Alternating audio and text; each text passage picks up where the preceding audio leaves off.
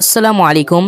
আজকে যাচ্ছিলাম আমি আমার পাখির সেটআপে একটা নতুন পাখি অ্যাড করেছি। সেই পাখির জন্য একটা খাঁচা কিনতে, তার পাশাপাশি আমার সকল পাখির খাবার ফুরিয়ে গেছিলো সেটাও আনতে।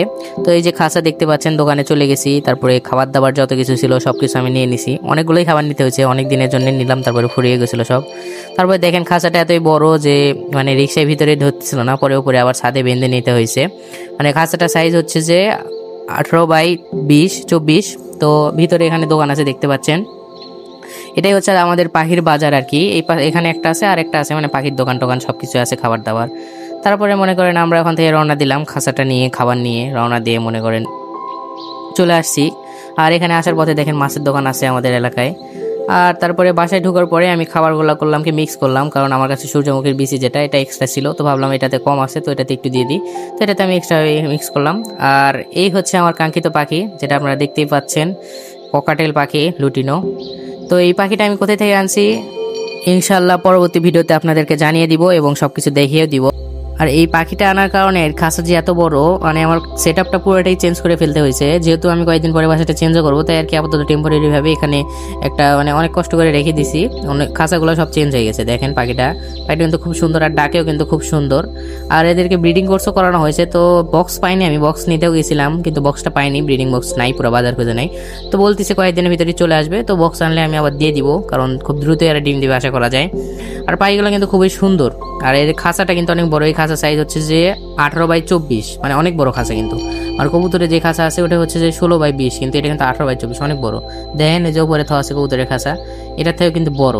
আমি চাইছিলাম না এত বড় নিতে, পরে ভাবলাম যে না একটু বড়ই নি, যেহেতু এরা আবার একটু বড় পাখি হয়। তো এই যে এখানে ফিন্সের বাচ্চাগুলো কিন্তু সব প্রায় সেমি অ্যাডাল্ট হয়ে গেছে, দেখতে পাচ্ছেন কালার টালার সব চলে আসছে। এটা হয়তো কয়েকদিন পরে দিয়ে, মানে আমার বাজারে আবার হচ্ছে যে ফিন্স পাখিটাও নাই, মানে বলতেছে এই মাসেও নাকি আসবে না। তো ভাবতেছি আরও কয়েকদিন থাক, পরে দিব। আর এখানে যে পাখি আছে বাজিকারটা, এটা কিন্তু 4টা ডিম দিছিল, আর আশা করা যায় 4টা ডিমই উঠবে। এই নিয়ে একটা ভিডিও আমি আপনাদেরকে দেওয়ার চেষ্টা করব। আর এখানে কবুতর আছে, কবুতরটা কিন্তু দেখতে পাচ্ছেন বাচ্চা দুটো কিন্তু অনেক বড় হয়ে গেছে মাশাআল্লাহ, খুব সুন্দর হয়েছে। আর ওজনও কিন্তু খুব বেশি হয়েছে, মানে বাজারে যেগুলো কবুতর পাওয়া যায় ওর বলতে গেলে প্রায় দ্বিগুণ ওজন, এক একটা দুইটা মিলে হাফ কেজি ওজন হয়ে যাবে এতদিন। তাও বয়স কিন্তু বেশি দিন হয়নি, 16-17 দিনের মতন বয়স, এখনো প্রায় আরও অনেক দিন পরে এটাকে ইয়ে করা যাবে। তো আমি যেহেতু বলছিলাম খাওয়ার জন্য আনছি, হয়তো খেয়ে ফেলবো, তাহলে হয়তো আবার ডিম দিবে। আর উপরে ঘুঘু আছে, ঘুঘুটাকে আপাতত উপরে রাখছি, এটাও ডাকাডাকি করতেছে, হয়তো এটা আবার কয়েকদিনের ভিতর ডিম দিবে। দেখতে পাচ্ছেন মানে সেটআপটা বলতে গেলে কি পুরাই চেঞ্জ করে ফেলছি, মানে এক একটা এক এক জায়গায় নিয়ে ছিল, ওগুলো সব উল্টাপাল্টা করে ফেলছি। আর এটা ব্রিডিং বক্সটা একটু সামনের দিকে যাওয়ার চেষ্টা করবো, যেহেতু আমার বারান্দাটা খুবই ছোট, তো সাইডেও দেওয়া যাচ্ছে না, তো সামনের দিকে হয়তো দিব। আর দেখতে পাচ্ছেন এখানে হচ্ছে যে আমার হচ্ছে যে ইংলিশ বাজিকার যেটা আছে, এটাও কিন্তু হয়তো ডিম দিবে কয়েকদিনের ভিতরেই আশা করা যায়। এটাও হাঁড়িতে দেখেন ফিমেলটা বসে আছে, কিন্তু হাঁড়িতে ঢুকতেছে এখন। দেখা যাক, এবার আগের বার তো একটা ডিমে বাচ্চা ওঠার কথা ছিল, কিন্তু বাচ্চাটা ওঠেনি। আর এবার দেখা যাক, ডিম দিলে হয়তো বাচ্চা উঠবে, যেহেতু প্রথমবার দিছিল তাই হয়নি, এবার হয়তো দ্বিতীয়বার দিলে উঠবে।